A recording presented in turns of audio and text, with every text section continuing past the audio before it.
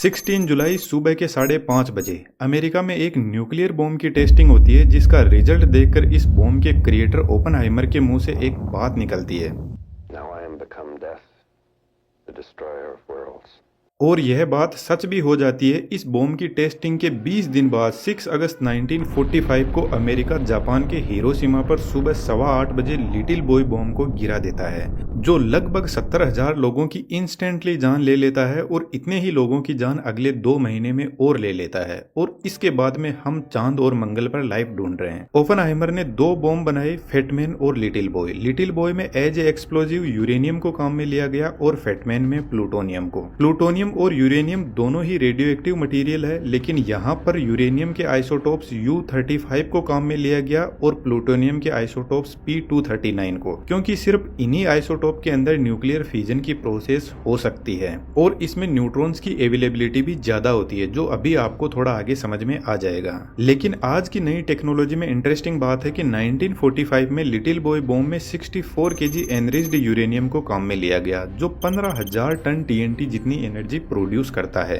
लेकिन आज का 1 kg यूरेनियम 20,000 टन TNT जितनी एनर्जी प्रोड्यूस कर सकता है, जो 80 गुना ज्यादा पावरफुल है 1945 के बॉम्ब से। तो आज का न्यूक्लियर बॉम्ब साइज में भी छोटा है और पावर में भी बहुत ज्यादा है। एक्सप्लोजिव मटेरियल आज भी प्लूटोनियम और यूरेनियम ही है, लेकिन यह ज्यादा प्योर फॉर्म में है। यदि यूरेनियम की पावर को हम आसान भाषा में समझे तो थर्मल पावर प्लांट में कोयले से इलेक्ट्रिसिटी बनाई जाती है और न्यूक्लियर पावर प्लांट में यूरेनियम को यूज में लिया जाता है। तो वहाँ पर 1 kg यूरेनियम 27 लाख kg कोयले के बराबर होता है। यूरेनियम का एटॉमिक वेट ज्यादा होता है, तो इसको न्यूक्लियर फ्यूजन की प्रोसेस से छोटे एटम्स में तोड़ा जाता है और जब यह यूरेनियम ब्रेक डाउन होता है तो इससे बहुत ज्यादा एनर्जी निकलती है। जैसे अपन यहाँ पे समझते हैं यह कोई यूरेनियम का एटम है। अब यह एटम नॉर्मल कंडीशन के अंदर स्टेबल रहता है, लेकिन हमें तो इसको अनस्टेबल करना है ताकि अपनी एनर्जी को यह रिलीज कर सके। इसलिए हम एक न्यूट्रॉन इसमें ऐड कर देते हैं। जैसे ही हम इसमें न्यूट्रॉन ऐड करते हैं तो यह अनस्टेबल हो जाता है और यह 2 एटम के अंदर टूट जाता है।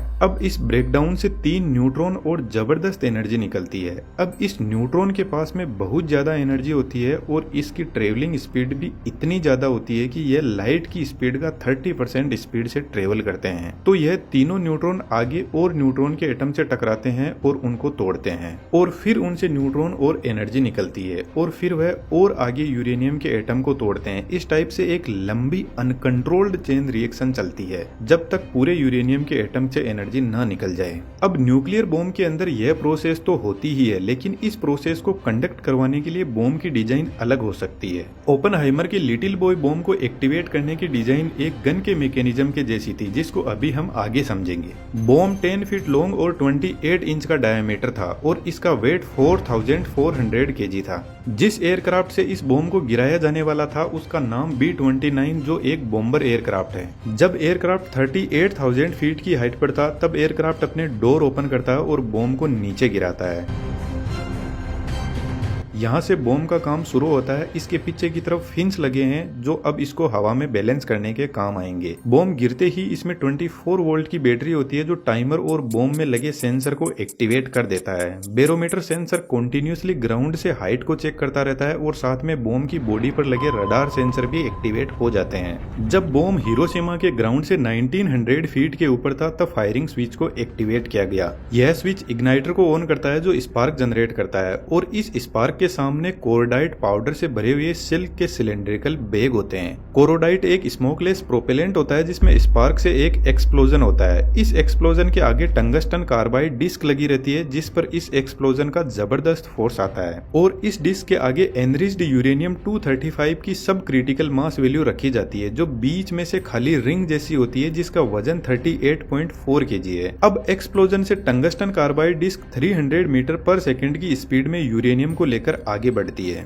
और फ्रंट साइड में एनरिच्ड यूरेनियम 235 को ही सिलेंड्रिकल फॉर्म में सुपर क्रिटिकल वैल्यू रखी जाती है जिसका वेट 25.6 kg है, जो एक्सप्लोजन के लिए तैयार बैठा है। यहाँ पर एनरिच्ड यूरेनियम की सुपर क्रिटिकल और सब क्रिटिकल मास वैल्यू को रखा जाता है जिससे क्रिटिकल मास को अचीव किया जाता है और क्रिटिकल मास वह वैल्यू है जिस पर यूरेनियम फिजनेबल बनता है, अदरवाइज न्यूक्लियर फिजन की प्रोसेस इसमें शुरू ही नहीं होगी। तो जैसे ही यूरेनियम की रिंग स्पीड में आकर इस सिलेंडर में फिट होती है तो पीछे की तरफ तरफ इनिशिएटर लगे रहते हैं जो न्यूट्रॉन्स को इंजेक्ट करना शुरू कर देंगे, जिससे न्यूक्लियर फिजन की प्रोसेस शुरू हो जाएगी। यहाँ पर जो गन बैरल है वह बहुत स्ट्रॉन्ग मेटल की बनी है, तो जब तक न्यूक्लियर फिजन की प्रोसेस कंप्लीट नहीं हो जाती तब तक यह मेटल यूरेनियम को होल्ड करके रखती है, और जैसे ही न्यूक्लियर फिजन की प्रोसेस कंप्लीट होती है तो इतनी ज्यादा एनर्जी निकलती है कि यह मेटल पिघल के ब्लास्ट हो जाती है, और यह ब्लास्ट इतना जबरदस्त होता है कि 1200 फीट डायमीटर की एक जबरदस्त फायरबॉल क्रिएट होती है जो ऊपर 6000 फीट तक जाती है। यह एक मशरूम जैसा चमकदार बादल होता है जिसका टेम्परेचर 6000 डिग्री सेंटीग्रेड होता है, जो सन के सरफेस टेम्परेचर के बराबर है। इस फायरबॉल ने पलक झपकते ही लगभग 40,000 लोगों की जान ले ली। इसके एरिया में जितने भी लोग थे वे एकदम गायब हो जाएंगे, उनकी हड्डियां भी नहीं बचेगी, भाप बन जाएगी। यह जो फायरबॉल है ये बहुत ज्यादा शॉक वेव क्रिएट करेगी, और शॉक वेव चारों तरफ हर डायरेक्शन में ट्रेवल करेगी साउंड की स्पीड से भी ज्यादा स्पीड में, जिससे जोरदार अर्थक्वेक भी आना शुरू हो जाएंगे। लिटिल बॉय बॉम्ब को सरफेस से कुछ ऊंचाई पर ब्लास्ट किया गया ताकि इसकी फायरबॉल ज्यादा एरिया को कवर कर सके।